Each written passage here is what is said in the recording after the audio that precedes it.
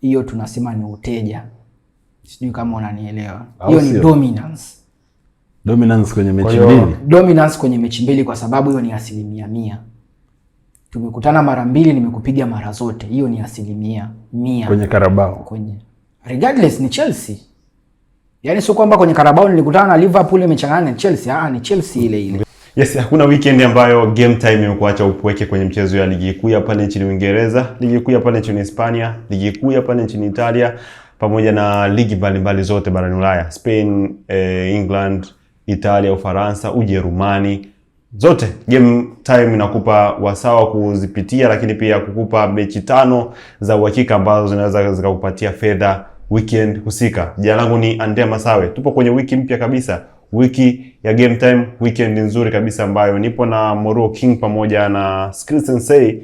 Tupo kwenye meza game time hapa kukupa uwanda mpana wa michezo ambayo inayokwenda kuchezwa weekend hii. Kumbuka Chelsea nipo uwanjani dhidi ya Arsenal, lakini kuna mchezo mkubwa Borussia Dortmund dhidi ya Bayern Munich, lakini Mbwana Ali Samata yupo uwanjani dhidi ya PSG. Moja kati ya mchezo ambayo kwa kiasi fulani tumeipa chapo la kuzipitia kwa undani zaidi ili tuweze kukuambia na kukupa uwanda mpana wa michezo ambayo inakwenda kuchezwa weekend hii. Bana, mpo vizuri? Salama. Skill Sensei.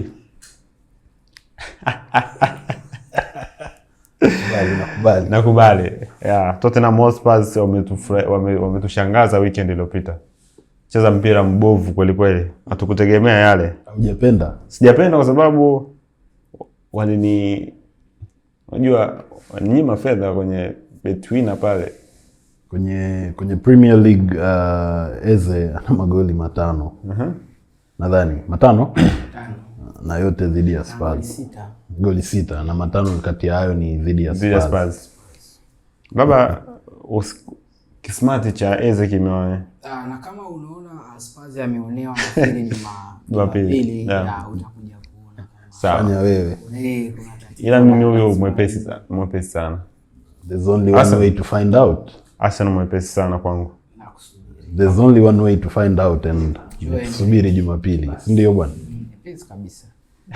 Bwana, tunaanza na michezo ya England, lakini pia tunaianza michezo ya Jumamosi. Okay. Michezo mingi inachezwa Jumamosi, lakini mchezo wenye mvuto mkubwa, mchezo kati ya Liverpool wakiwa nyumbani dhidi ya West Ham United. Liverpool kwa kiasi fulani hatabiriki. Mechi iliyopita ameshinda goli 1-0 akiwa ugenini. Yep. Anacheza dhidi ya West Ham United. West Ham United ambaye kwa kiasi fulani ni bingwa kwa wazuia vigogo.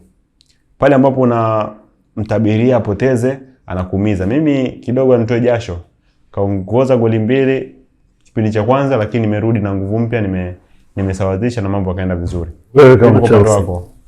Liverpool dhidi ya West Ham. Yeah, for the first time kwa mara ya kwanza kwenye miezi mingi sana Liverpool ameshinda michezo 2 mfululizo. Hii ni huzuni kubwa sana, lakini tunaichukua. Game ya mwisho tumecheza na Nottingham Forest. Yes. Dakika za jioni kabisa, McAllister ametunyanyua, tumepata point 3, tumesogea.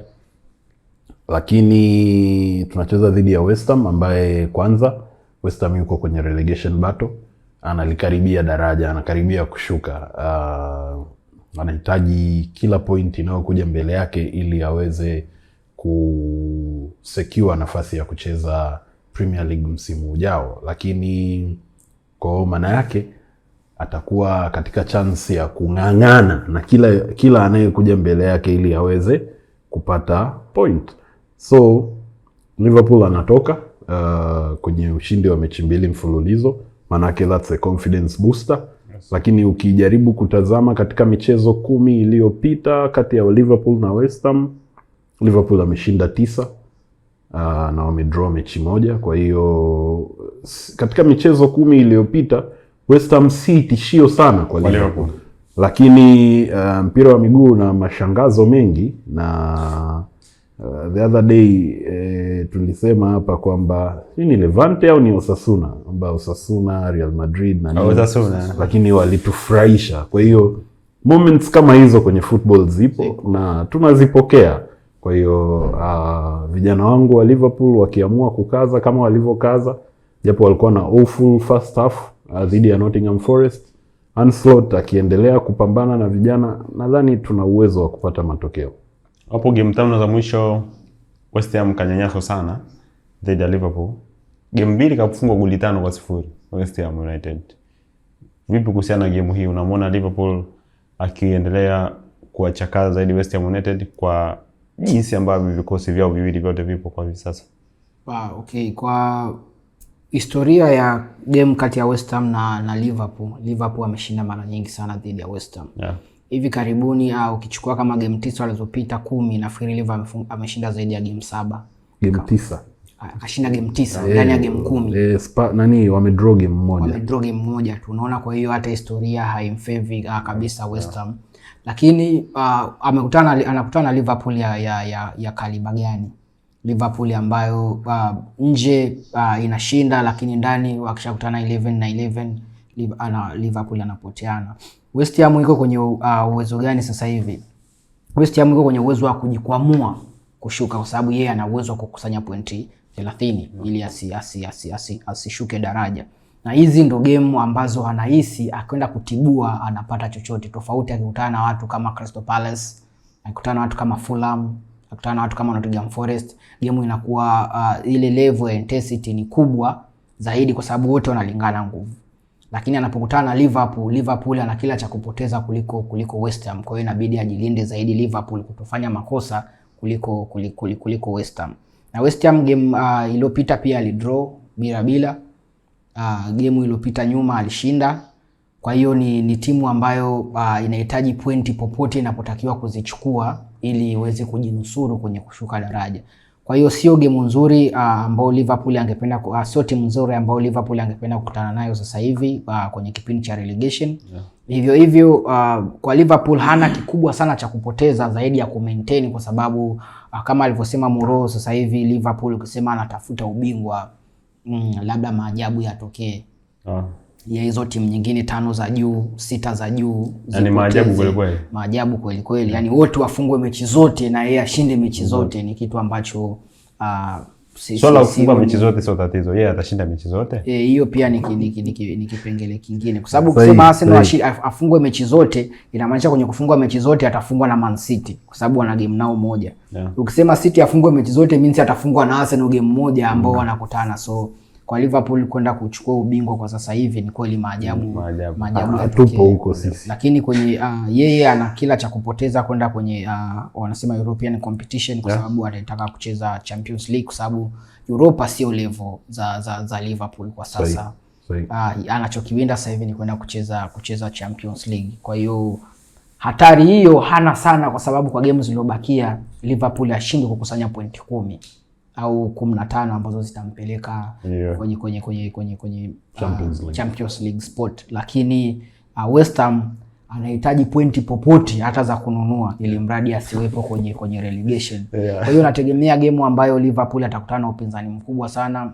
Though kuna baadhi ya wachezaji wa West Ham hawako kwenye kile kiwango chao bora, na pia wamempoteza Lucas Paqueta ambaye ameondoka West Ham. Yes. Kwa hiyo tusubirie kama Somerville anaweza akakliki kwenye game hiyo ama Bowen anaweza akafanya maajabu, lakini bado Liverpool naiona ikipata nafasi, ina upenyo mkubwa wa kupata matokeo mazuri kuliko West Ham.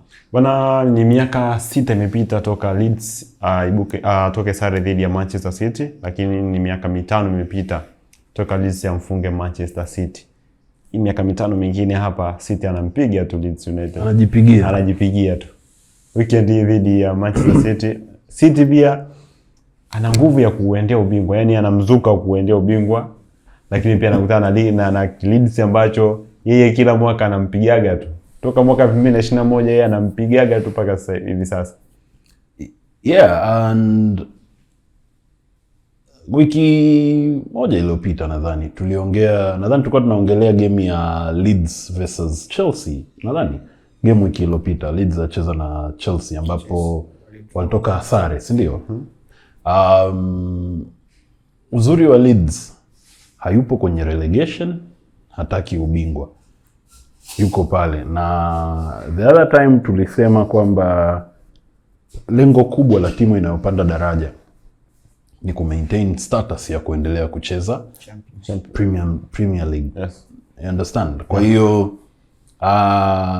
City ana vingi vya kupoteza dhidi ya Leeds kwa sababu Leeds are just going to have fun. Leeds wao wanataka chochote watakachokipata ili kuhakikisha kwamba wana maintain status ya kucheza Premier League next season. Yeah. Lakini wiki iliyopita nilisema kila game ambayo City anaenda kucheza ni fainali kwake. Kama ulitazama game ya City versus Newcastle, kipenga kilivyolia, kila mtu wa City alishangilia kwa sababu game ilikuwa ngumu sana. Newcastle katika mechi 20 alizocheza dhidi ya City hajashinda hata game moja, lakini si game rahisi. Yani ilikuwa ni anytime 2-2 inatokea. Kwa hiyo so City anaenda kukutana na Leeds ambaye ana Dominic Calvert-Lewin ambaye haogopi kwenda mbele. Ana wachezaji ambao hawaogopi kupishana. Tufunge, tutakufunga. Nadhani raundi ya kwanza Leeds alimfunga Chelsea, raundi ya pili wametoka sare. Haogopi Leeds haogopi kusonga mbele kuja huko uliko. Kwa hiyo nadhani hii ni game ngumu zaidi kwa City kuliko kwa Leeds, lakini in a way ni game ngumu kwa Leeds kwa sababu wana kitu ambacho City anakitaka, nacho ni point 3 because tunakumbuka kwamba miezi miwili iliyopita Manchester City alikuwa nyuma kwa point 2 dhidi ya Arsenal. Miezi miwili baadaye Manchester City yuko nyuma kwa point 2 dhidi ya Arsenal, the same. So City wana vingi vya kupoteza, lakini game itakuwa ngumu zaidi kwao kwa sababu wana vitu viwili vitatu ambavyo wanavihitaji, nazo ni point 3 na kuendelea kucement nafasi yao ya kutafuta ubingwa. Ila Leeds ana kitu kimoja tu cha kupoteza, nazo ni point 3 ambao sidhani kama kwake ni issue. Wana Manchester City I think mimi ana mtelezo dhidi ya Leeds United, lakini Jumapili kuna mambo wangu hapa anaitwa Arsenal. Yupo nyumbani dhidi ya Chelsea. Michezo 45 ambayo wamekutana Chelsea dhidi ya Arsenal. Arsenal ameshinda mara 18, Chelsea ameshinda mara 15, wametoa sare mara 12. Lakini ukitazama michezo 5 ya mwisho, Arsenal wamefaidika zaidi na hiyo michezo. Wameshinda michezo 3, wametoa sare 2. Yeah, hao ndo Arsenal. Sasa Arsenal upo uwanjani dhidi ya Chelsea, lakini pia kumbuka Manchester City dhidi ya Leeds wapo uwanjani. Ni ngumu sana Manchester City kupoteza dhidi ya Leeds. Sio ngumu, lakini rahisi sana wewe kuondosha alama dhidi ya Chelsea. Huu mchezo unaoendea vipi? Tena theory ya skills ni kwamba City akianza kucheza kabla ya Arsenal, game kwa Arsenal inakuwa ngumu zaidi. Kwa City na Leeds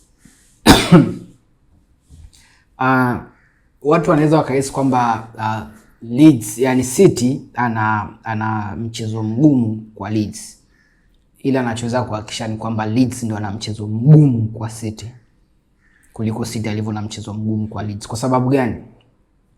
City huwa ana calculate hesabu zake zinapoanza kufika game 15 za kumaliza msimu. Ukimwangalia City yoyote wakati Pep amefika zile game 15 za kumaliza msimu, City amna ameshinda game 12. Ikiwa kwenye kipindi chake kizuri sana anashinda game zote 15. Haijalishi atakufunga 1-0, 3-0, 5-0, 5, yani ataondoka na point 3 kwenye mechi zote 15. Kwa sababu gani? Leeds atakuwa na pressure kubwa. Atakuwa na pressure kubwa kwa sababu nusu ya watu duniani ambao hawaipendi Arsenal watakuwa wako upande wa Leeds. Leeds asiwa disappoint. Waliobaki ni washabiki wa Arsenal ambapo watakuwa upande wa kusubiria City adondoshe point. Lakini watu wanafikiri Leeds hawata disappoint kwa sababu watakubali kufungwa na Man City. Ndio disappointment ya washabiki wengi itakuwepo kama Leeds atakubali kufungwa. na kwa sababu wengi wanataka Leeds amkazie yani City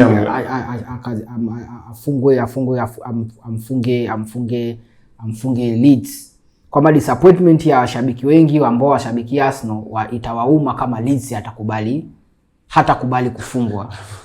Arsenal sasa na wapinzani wengi hatakubali kufungwa. Yaani kwamba watu wote wako nyuma ya Leeds afungwe. Lakini washabiki wa Arsenal wako nyuma ya Leeds ashinde game au apate point au chukue chochote hata pointi 2, akizitupa City akichukua 1. Lakini sioni kimpira au kitactics kama Leeds anaweza kumzuia City kwa kipindi hichi. City unaweza kumzuia game ya 20 huko 15 16, lakini kwa kipindi hichi kwa game zilizobakia ni beast mode. Juzi alifanya mistake kidogo, Bani akachomoa, game ikawa 2-2, lakini kilipotokea kile kibendera kuwa ni offside, City ilibadilika tena, nikawa yeye sasa ndo anataka kumuua Newcastle. Yani ndo margin for error ziko hivyo, kwamba ukiteleza kidogo mtu anachukua ambacho wewe ulikuwa nacho. Sasa dhidi ya Chelsea, Arsenal bali sana kwamba Rosinia amekutana na Arteta mara 2 kwenye Carabao. Kafungwa home, kafungwa away. Hiyo hatuwezi kusema ni bahati mbaya. Ni bahati mbaya. Hiyo tunasema ni uteja. Sijui kama unanielewa. Hiyo ni dominance kwenye mechi mbili. Dominance kwenye mechi mbili, kwa sababu hiyo ni 100%. Tumekutana mara 2, nimekupiga mara zote. Hiyo ni 100% kwenye Carabao. Regardless ni Chelsea. Yaani sio kwamba kwenye Carabao nilikutana na Liverpool imechangana na Chelsea. Ni Chelsea ile. Ndio. Imefungwa mara 2 kwenye mechi 2. Kwa sababu Rosinia kwenye game ya kwanza, of course Rosinia alisema tena kwenye kipindi cha ile draw ya FA, akasema sio fair kama Chelsea atakutana tena na Arsenal kwenye FA. Kwenye manake itakuwa amekutana na Arsenal mara 3 mfululizo, na kwenye ligi itakuwa mara 4 kama wangekutana tena kwenye FA. Though hawajakutana mpaka sasa hivi baada hii draw kuchezeshwa juzi. Sioni Chelsea anaweza kushinda vipi Emirates. Ukilinganisha na matokeo ya nyuma, ukilinganisha uwezo wa Chelsea sasa hivi, ukilinganisha Chelsea anaruhusu magoli gani kwa sasa hivi. Ukiangalia mechi 2 nyuma za Chelsea, mechi ya West Ham goli 2 alizoruhusu, lakini akaja akashinda 3-2. Ukija kuangalia draw alopata na Fulham ilikuwa, akaja akapata draw nyingine Leeds, ana draw 2 mfululizo na Leeds ya 2-2. Na Chelsea alikuwa anaongoza 2-2 kama unakumbuka.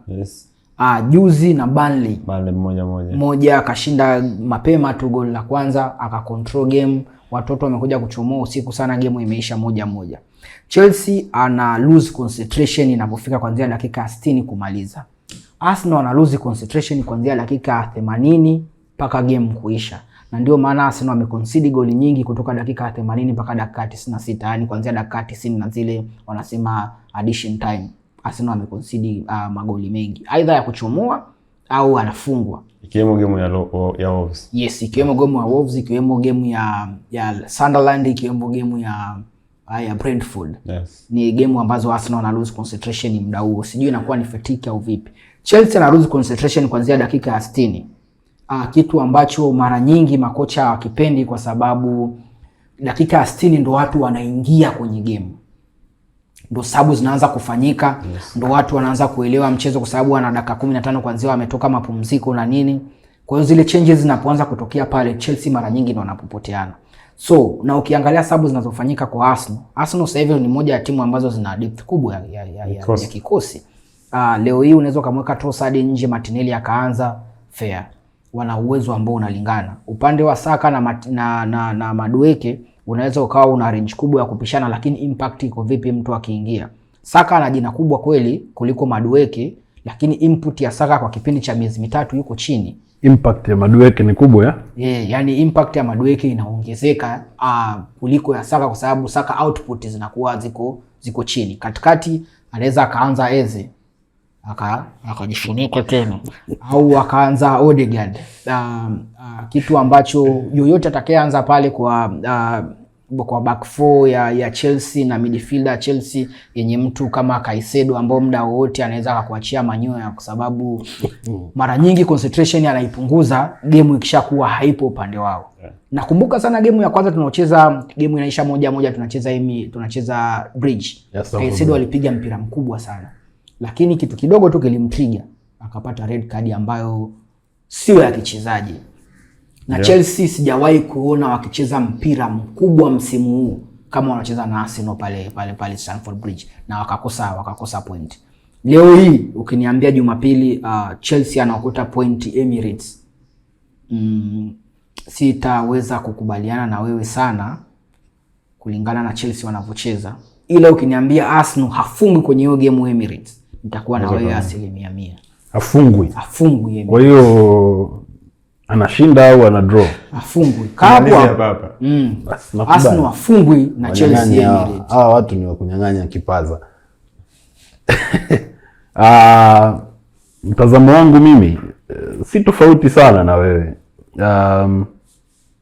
Arsenal currently yuko kwenye streak mzuri sana, na ukijaribu kutazama kikosi kwamba anayetoka ana impact chini kidogo ya alioingia, yani ya alokuwepo, au ana impact kubwa zaidi, kwamba una mabeki wa kutosha, hauwezi kulalamika. The other day niliona mtu anasema Ben White anaweza akacheza nafasi nzuri sana, yani anaweza akacheza vizuri zaidi. Timber anaweza akacheza vizuri. Yani competition sasa hivi ni wachezaji wao wa timu moja, kwamba kwa nini tumwanzishe Madueke, kwa nini tusimwanzishe huyu? Lakini hilo jambo la kwanza. Jambo la pili ni kwamba Arsenal ana kitu anakitafuta, nacho ni ubingwa, na hajaupata kwa muda mrefu. So mentally game ni ngumu, au game ni kubwa, na tumeona mara nyingi wachezaji wa Arteta wanashindwa kuhimili pressure. Nadhani hicho ni kitu ambacho kama Arsenal wakiweza kupata ubingwa msimu huu watakuwa wameweza kuhimili pressure. Lakini kwa upande wa Chelsea wana tatizo moja sasa hivi ambalo limebaki katika yale matatizo matatu niliyasema wakati ule. Mawili actually. Umri wa kikosi hiyo haiwezi kubadilika mpaka mwisho wa msimu. Lakini nidhamu. Chelsea ndio timu pekee msimu huu ambao ina red card 8. Wachezaji 8 tofauti wa Chelsea wamepata kadi nyekundu. Na game week iliyopita alikuwa Fofana. Red card zipo. Kipindi Maresca akiwepo ilikuwa ni almost kila mtu ashapata kadi nyekundu, hata kocha mwenyewe. Hadi kocha mwenyewe. Kwa hiyo nidhamu inahitajika, nidhamu kubwa sana kucheza dhidi ya Arsenal, kwa sababu wasipofanya hivyo wakiwa pungufu, Arsenal sasa hivi wanaelekea ile kitu ambao nasemaga Barcelona na Bayern Munich wanayo. Akiamua kukufunga anakufunga nyingi. Kwa hiyo Chelsea asipokaa chonjo, kuna uwezekano yakatokea yale ya Spurs. Tukiwa tunategemea Spurs kuna kitu anaweza akafanya, akafunguka, akafunguliwa kama mvua. So it's going to be a tough game, but mengine yote tuachie dakika 90. Bwana, yule jamaa wa kunyoa yupo mbioni pia kunyoa. Sasa sijajua kama yupo mbioni ama atabaki na nywele zake. Dhidi ya Crystal Palace weekend hii, Manchester United yuko nyumbani. Yeah, I remember game iliyopita Palace dhidi ya Manchester United, nadhani ilikuwa ni 2-1 au ni 1-0. Nakumbuka wakati huo Crystal Palace alikuwa yuko top. Yani ilikuwa bado alishinda 2-1. Soda ilikuwa bado ina gesi, na sasa leo Manchester United anaenda kukutana na Crystal Palace ambao ndani ya michezo 15 wameshinda mmoja. So tayari honeymoon period ya Manchester United ilishaisha. Alishinda mechi 4. Tukawa tunasubiri mechi ya 5 mfululizo, haikutokea the other time. Sasa Manchester United yuko katika modi ya kujijenga. Kwa hiyo game ya Crystal Palace inaweza ikawa sio ngumu sana kwake, kwa sababu Palace amekuwa na wakati mgumu sana tangu niseme, yani labda ingekuwa soda niseme tangu soda yao iishe gesi. Palace amekuwa ni sijui neno sahihi la Kiswahili, lakini ni mchekea. Anapigwa ndani ya mechi 15 Palace ameshinda game moja. That's the worst streak kwa timu ambayo ilikuwa iko up and coming. Kwa hiyo nategemea kuona game nzuri sana. Bwana, hiyo ni michezo ya pale nchini Uingereza. Michezo ni mingi inachezwa pale nchini Uingereza, lakini kwa uchache zaidi tumekupa zile big match ambazo zinachezwa pale kwenye ligi kuu ya nchini Uingereza. Kuna mechi nyingine kama mechi ya Brighton dhidi ya Nottingham Forest, moja kati ya mchezo ambao utakuwa ni wa kuvutia pia sana. Yes. Bwana, pale Ujerumani kuna game ambayo inabidi tuikalie chini, discuss kwa kiasi kikubwa sana. Dortmund dhidi ya FC Bayern Munich, moja kati ya derby ya ligi kuu ya nchini Ujerumani. Kwa miaka mingi kidogo Dortmund amekuwa mchekea sana kwa Bayern Munich, of course.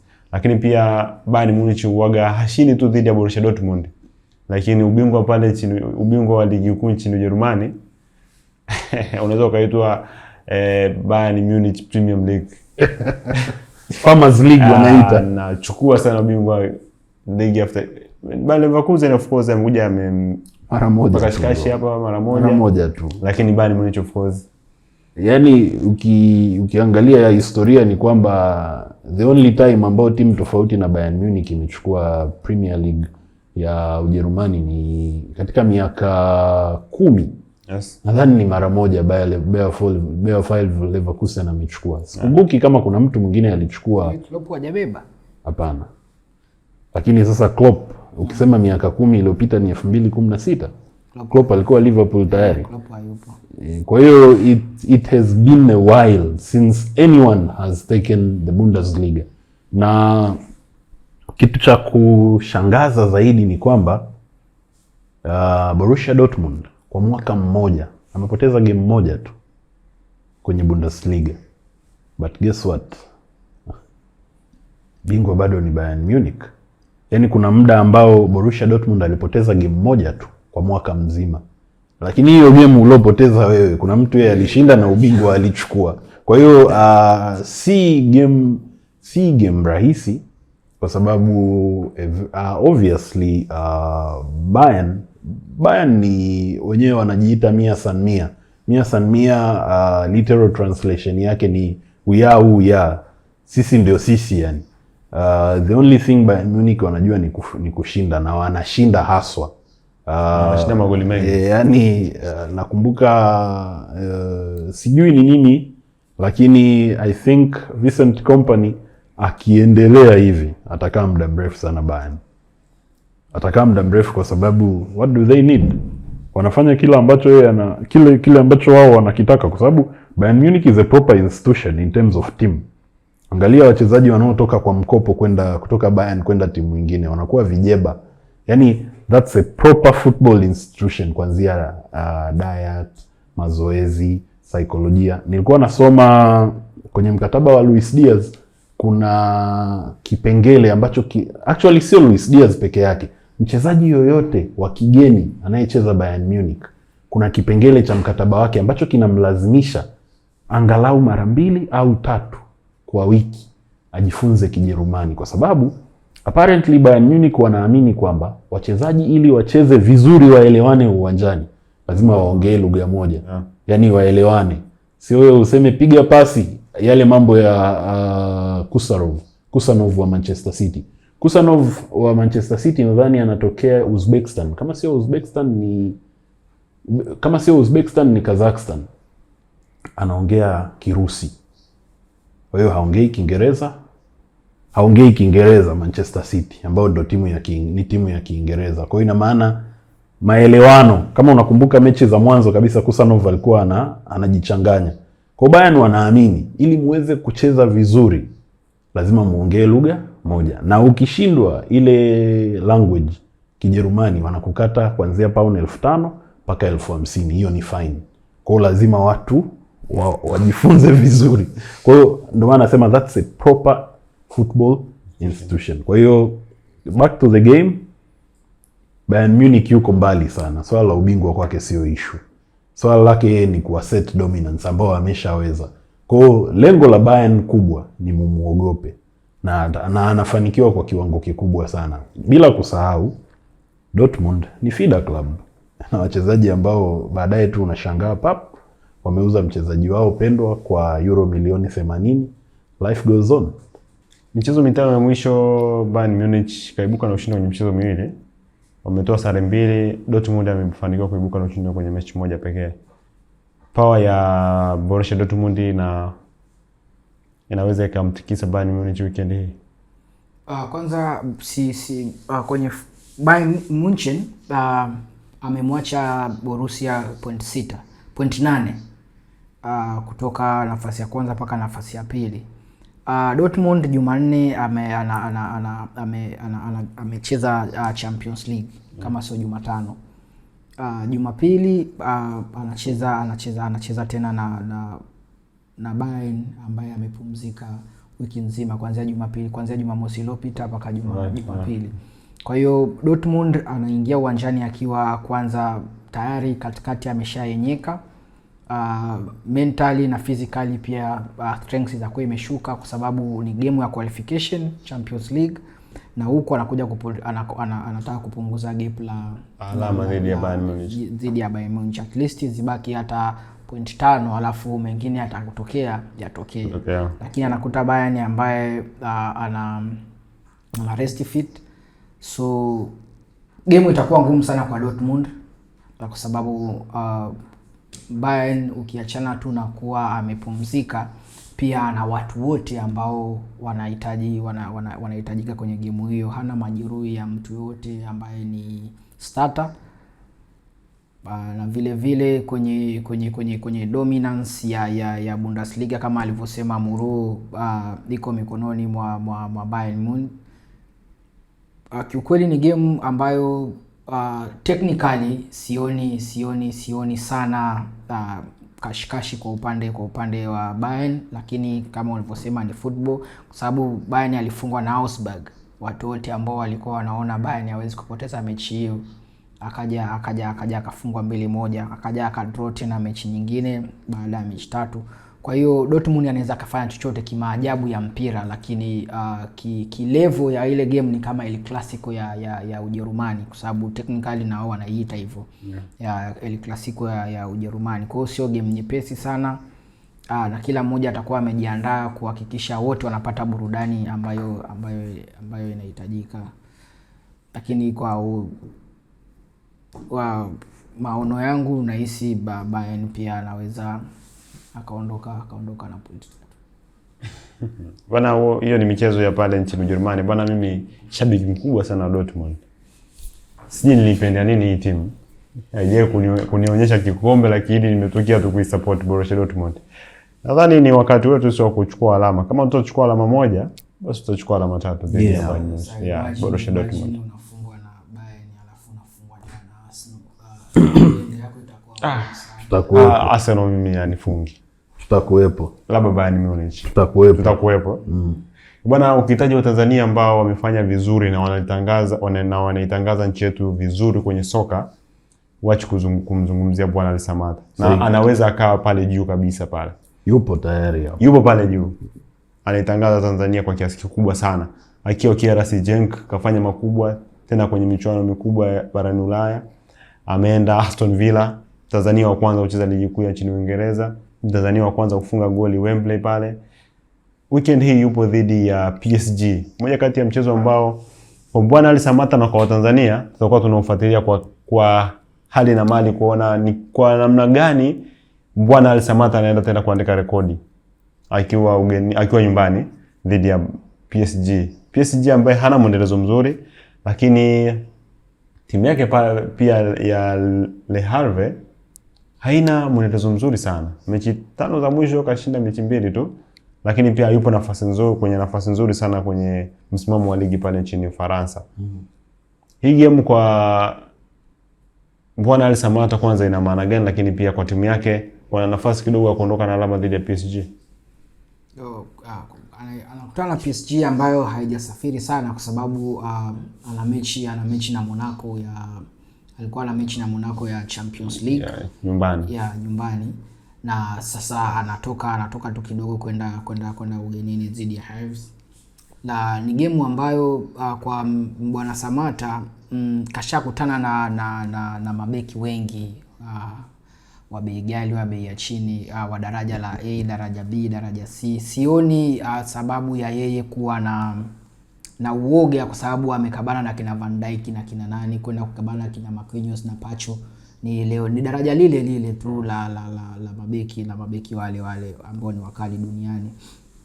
So tukitazama kwa game nzima, PSG sasa hivi anachokihitaji ni kumwacha Lens mbali kidogo, ambapo weekend iliyopita Monaco alipiga comeback ya maajabu sana kutoka goli 2-2 mpaka kumfunga Lens goli 3-2.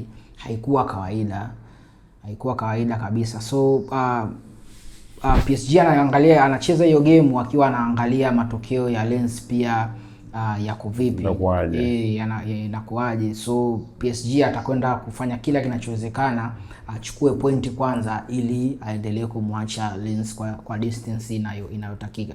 So Samatta atakutana na upinzani mkubwa sana, ambapo PSG watakwenda kuhakikisha point 3 ni muhimu kuliko kuangalia individual brilliance.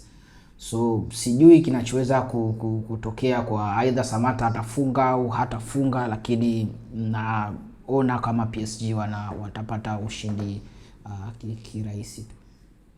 Bwana, ni mechi nyepesi kwa PSG dhidi ya Le Havre. Le Havre wako nafasi ya 13 kwenye Ligue 1, ambapo nadhani Ligue 1 ina timu 18. Kwa hiyo haiwezi kuwa game rahisi, kwa sababu hizi ndo games ambazo PSG wanazitaka ili kuwa set, kujionesha kwamba they belong at the top. Lakini let me say something about Samatta. Mara nyingi, kama sio mara zote, tuna tendency ya kuchukulia poa yale tulionayo. Wazungu wanasema you never know what you've got until it's gone. Hauwezi kujua kile ulichonacho mpaka pale ambapo kitapotea. So here's the thing. Mbona Samatta amecheza Simba? Okay, tuseme Simba basi, tuanze. Mbagala Market, Simba, TP Mazembe, KRC Genk, Aston Villa, Fenerbahce, Royal Antwerp, Genk akarudi, PAOK ile ya Ugiriki, sasa hivi yuko Le Havre. Huyu ni mchezaji ambaye kwa karia ya Tanzania ambayo hatuna sifa kubwa sana ya kuwa na wachezaji wenye Riverside, wachezaji wengi wa kwetu kwenda kucheza nje, lakini hatuna wachezaji ambao wamekuwa consistent kwenye misimu mingi kwenye professional football kama Bwana Samatta. Riverside professional football ya kwetu hapa, tunajua professional football ya kwetu hapa si standard, sio standard kubwa kama ambavyo tungependa iwe. Inahitaji dedication pamoja na hard work kubwa sana kufika level ambayo Samatta yupo. In case mtu yoyote anawanda, au in case mtu yoyote haamini katika passion, dedication na hard work, tumwangalie Mbwana Samatta. So regardless PSG atapata matokeo ya aina gani, I'm just proud kwamba Samatta anacheza dhidi ya PSG. Yani haijalishi matokeo yatakuwaje, lakini I'm just happy kwamba Mbwana Ali Samatta 255 champion kama anavyomuita Bwana Darasa yuko pale Ufaransa na anacheza professional football regardless of the results. Yes, na I think kuna baadhi ya vitu ambavyo tunavifanya hivi sasa, hasa kwenye ulimwengu wa soka hapa Tanzania, si vyema sana tukavifanya hivi sasa. Tunamrate Bwana Ali Samatta kwa kile ambacho amekifanyia Taifa Stars. I think hapo ndio wengi wanatofautiana, watu wanatofautiana hapo. Lakini hawaangalii struggling za Bwana Ali Samatta, hawaangalii kitu gani ambacho kinamfanya acheze vile ndani ya timu ya taifa, lakini wao yani wanatamani kumuona Samatta kama afanye kama wanafanya wakina Cristiano Ronaldo, wakina Lionel Messi wafanye Tanzania kwenye timu ya taifa. Yes. Sasa unabidi uangalie, unabidi uangalie kwamba mara zote nasema timu yako Simba au Yanga inasajili wachezaji 12 wa kigeni. Yes. Ina maana kama Samatta angekuwa Simba au Yanga angekuwa na wachezaji 12 wa kigeni, si ndio? Yeah. Kumbuka timu yoyote ile ili ikamilike inahitaji wachezaji 23 mpaka 25 timu nzima inayosafiri na timu kwenda, yani inayosafiri kwenda kucheza, si ndio? Nusu ya hao wachezaji ni wageni, na hawa wageni huwezi kulipa $4,800 au $5,000 kwa mwaka ili mchezaji akae benchi. Tunaamini ukimsajili skills Simba au Yanga au Azam au Singida kutoka Guinea au kutoka Ghana au kutoka Nigeria, umemsajili aje acheze, nafasi ya mzawa yuko wapi? Mind you, huyu mzawa ambaye unamsajilia mchezaji wa kigeni ndo unategemea aje acheze na Mbwana Ali Samata. Angalia Ronaldo amezungukwa na akina nani? Angalia Messi amezungukwa na akina nani? Angalia Harry Kane amezungukwa na akina nani? Kuna game class left right. Kuna game Alvarez anaamua game, anaamua mchezo. Kuna game Bruno Fernandes anaamua nani? Wakati huo Ronaldo unakuta ana mechi nzuri siku hiyo. Yes, anakuwa amezungukwa na class kila upande. Kwa hata yeye asipofanya kazi kuna wengine watamfanyia kazi. Bwana twende Hispania. Mchezo miwili inachezwa bana, mbio za ubingwa Hispania za moto kweli kweli. Moto unawaka. FC Barcelona weekend hii ipo dhidi ya Villarreal. Nyambizi. Huyu nyambizi kweli kweli. Ugopi kufunguka. Ni timu ambayo I think game after game lazima akupe goli. Yaani kama asipokupa goli basi anashinda hiyo game. Yes, moja kati ya timu imara sana pale Spain. Hii ni moja kati ya timu ambayo inazuia vigogo pale Spain. Villarreal. Ukiachana Villarreal kuna Osasuna ambaye amemzuia mtu weekend iliyopita. Bana, FC Barcelona yupo kwenye mbio za ubingwa, lakini wachezaji wake wengi imara wamerejea kikosini. Pedri namuona, Gavi namuona kikosini pale dhidi ya Villarreal. Hii game inakwenda kuwa aina gani kwa Hans Flick? Kama nilivyosema weekend iliyopita, hizi ndio game ambazo Hans Flick anazipenda. Game ambazo zinampeleka kutoka sehemu moja kwenda sehemu nyingine. Na game iliyopita alimaliza kipindi cha kwanza tu. Kama nilivyokuambia, yani kwamba game zinatakiwa ziishe ukikutana na mtu ambaye yupo weak au yupo dhaifu. Inabidi game yako uimalize kabla huyo mtu huyo hajaingia kwenye huo mchezo. Kwa sababu dhaifu, jinsi unavyozidi kumlea ndivyo anazidi kuona game inawezekanika. Na akishaona game inawezekana inaanza kuwa ngumu kwako. Game wa Villarreal na Barcelona. Barcelona ugumu atakaopata kidogo kwa Villarreal ni kwamba Villarreal ana watu ambao wanakimbia na Barcelona anacheza high line. Ukipiga mipira nyuma ya defense ya Barcelona mara nyingi, usipopata offside basi tayari umeshafika kwenye penalty box yake. Kama una uwezo ambao watu wako clinical, utafunga uwezavyo. Lakini na wewe una uwezo wa kuwazuia wakina Lewandowski, wakina Yamil, wakina Rafinha, wakina Olmo, wakina Ferran wasifunge. Hilo ni swala lingine tofauti. So Villarreal ni kweli anafunga sana. Na Barcelona ni kweli anafungwa sana. Ni game ambayo tunakwenda kuangalia atakayemfunga mwenzake zaidi ndo atakayeondoka na pointi 3 za msingi. Na mimi bado naiona game sio nyepesi kwa Barcelona, lakini Barcelona watachukua pointi 3 kwa sababu ya kwanza maturity ya kikosi cha Barcelona, experience ya kocha wa Barcelona. Ligi imefika wakati gani? Sasa hivi Barcelona anaongoza kwa pointi 1. Hizi sio game za kusema niangalie mwenzangu anafanya nini ili mimi nikifanye. Hizi ni game za kuweka mguu kwenye mafuta na kuondoka. Kwa hiyo ni game ambayo nategemea itakuwa na kasi nzuri, itakuwa ina magoli mengi, na mwisho wa siku naona Barcelona wakiondoka na ushindi. Bwana, Osasuna alimrahisishia kazi kidogo FC Barcelona weekend iliyopita, lakini weekend hii Real Madrid yupo uwanjani dhidi ya Levante. Hii game itapigwa siku ya Jumatatu. Kwa Real Madrid kwa kiasi fulani katoka kwenye kizingiti cha UEFA Champions League, anacheza dhidi ya Levante. Real Madrid akiwa nyumbani. Levante alianza ligi vizuri sana, lakini kadri siku zinavyozidi kwenda tumeanza kumuona kumbe Levante wetu ndo huyu sasa dhidi ya Real Madrid. Mbio za ubingwa ligi kuu ya Spain, La Liga, ni farasi wawili. Real Madrid versus Barcelona.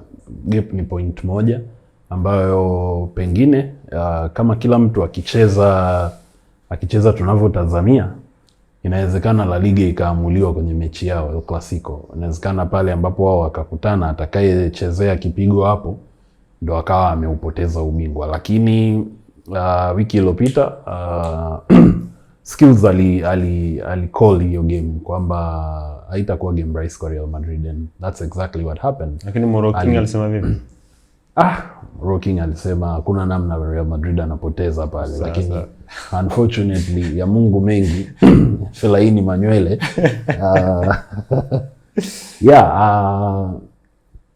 game itakuwa ngumu kwa sababu leave aside the aspect ya ndani ya uwanja, game inakuwa ngumu kwa sababu tayari Barcelona ameshacheza wakati huo. Wakati game hiyo inachezwa tayari Barcelona atakuwa ashacheza. Kwa matokeo yataamua. Kama Barcelona, yani game bado itakuwa ngumu. Kama Barcelona atakuwa ameshinda, manake Real Madrid atakuwa na pressure kubwa ya kuhakikisha kwamba ana close the gap.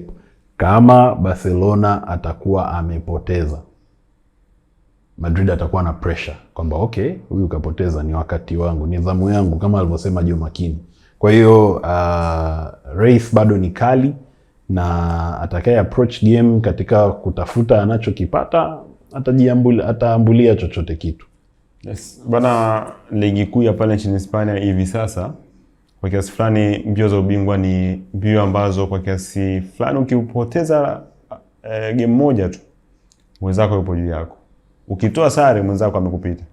Yes, kwa FC Barcelona pamoja na Real Madrid ni michezo ambayo wanaiendea wakiwa na pressure kubwa kweli. Pale Italia, moja kati ya klabu ambayo kwa kiasi fulani na matokeo ambayo kwa mashabiki wa soka wanakuwa hawayaamini sana, lakini ndio hivyo Como anaondoka. Como ya Fabregas ni Como ya kwanza kocha kijana, lakini pia na wachezaji vijana ambao wanampatia mambo mengi sana uwanjani. Dhidi ya Juventus weekend iliyopita kaibuka na ushindi wa goli 2-0. Como alimkomoa Juventus. Wakati huo alisema Como atakomolewa. Dhidi ya Lens weekend hii yupo uwanjani, lakini pia Inter Milan atakuwa uwanjani dhidi ya Genoa, Roma dhidi ya Juventus, Hellas Verona dhidi ya Napoli. Tucheki kwa kiasi fulani game ya Como dhidi ya Les. Bado ni game nyeupe kwa Fabregas. Yeah, I think naona of course mambo ya uwanjani hapo, and tuna expect mambo yanaweza yakatokea yoyote, lakini from the approach of the game bado game ni rahisi kwa Como. Ana ceiling Como. Ceiling itafika tu kwa sababu siaendi kuchukua ubingwa. Ceiling ipo kuna mahali.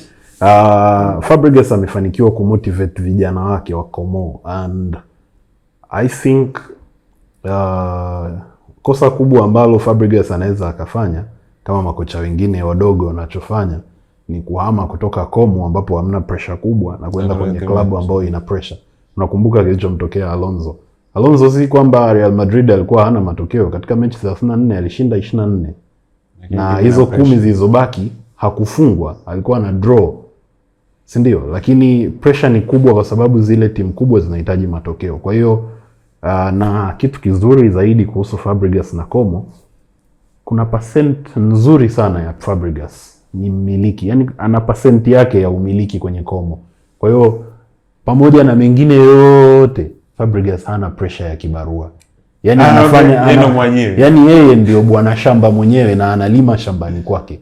Kwa hiyo pressure ya kwamba magugu sijui dawa nini haipo. Kwa hiyo shamba la bwana Heri linalindwa na bwana Heri mwenyewe. Yes. Kwa hiyo it's a great game, and I think Como might squash that easily. Kwa kiasi fulani tuicheki game ya Roma dhidi ya Juventus.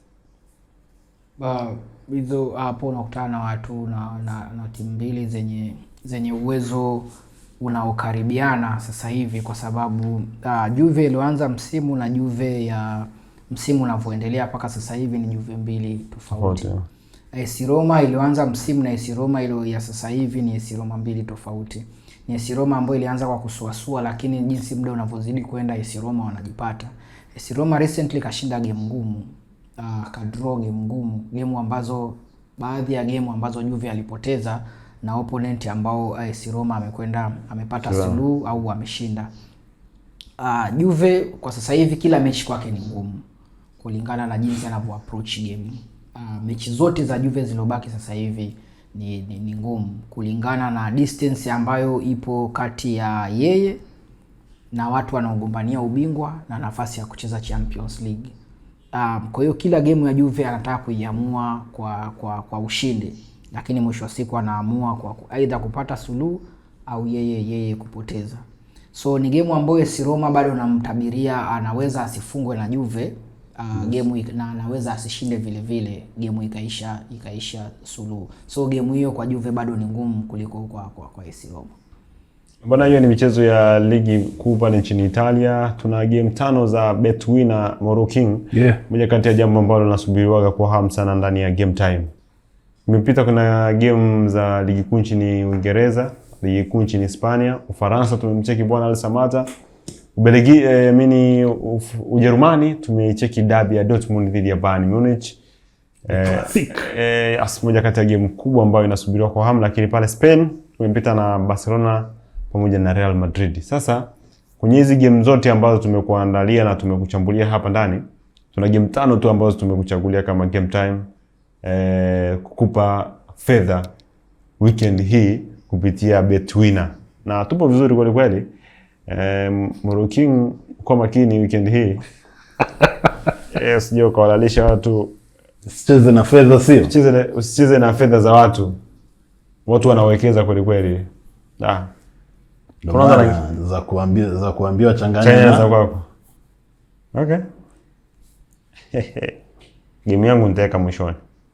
Dortmund dhidi ya Bayern Munich. Nasemaje hapo kiongozi? Hiyo game ni GG.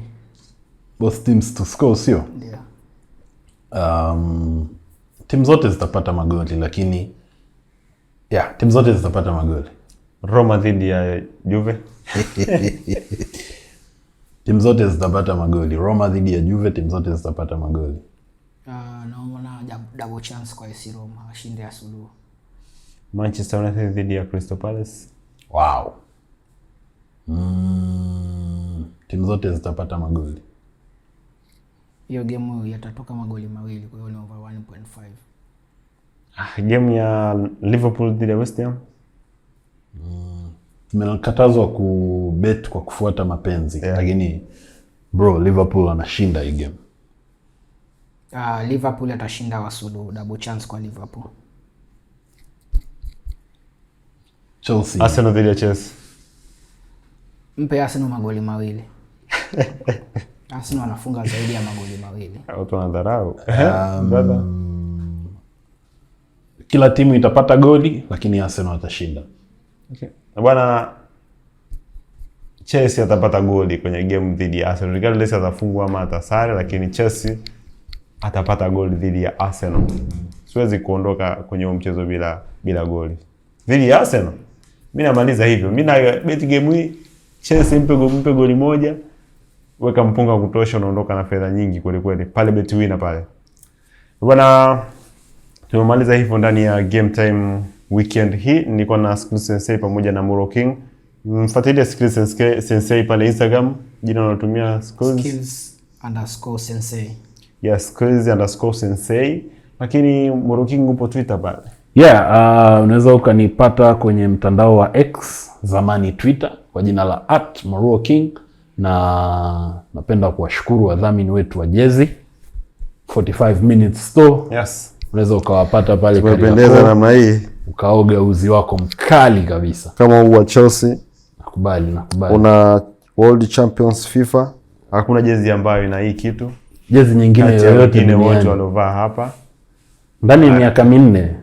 Liverpool huna, Arsenal huna, Chelsea ni nayo. Lazima useme ndani ya miaka mingine 4. Yes. Ni mitatu iliyobaki. Yes. Chelsea wataendelea kuwa na hii kitu. Bali sana. Na tunaweza tukachukua tena ikabaki.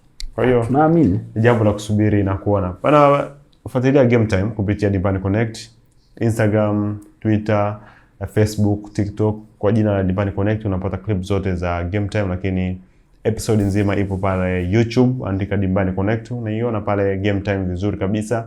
Unaachia comment pale chini. Usiondoke bila kuachia comment pale chini, kwa sababu kuna wengi waga wanatukwaza kwenye utabiri. Kwa hiyo unaweza ukaachia comment pale. Bwana, endelea kufuatilia Game Time, endelea kufuatilia Dimbani Connect. Jina langu ni Andrea Masawe. Instagram nifuatilie kupitia jina la Andrea_Masawe 14.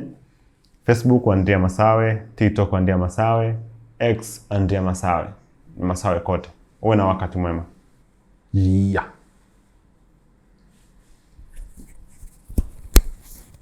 Kama ingekuwa msanii wa sanaa ya silaha dawai ukafuturu.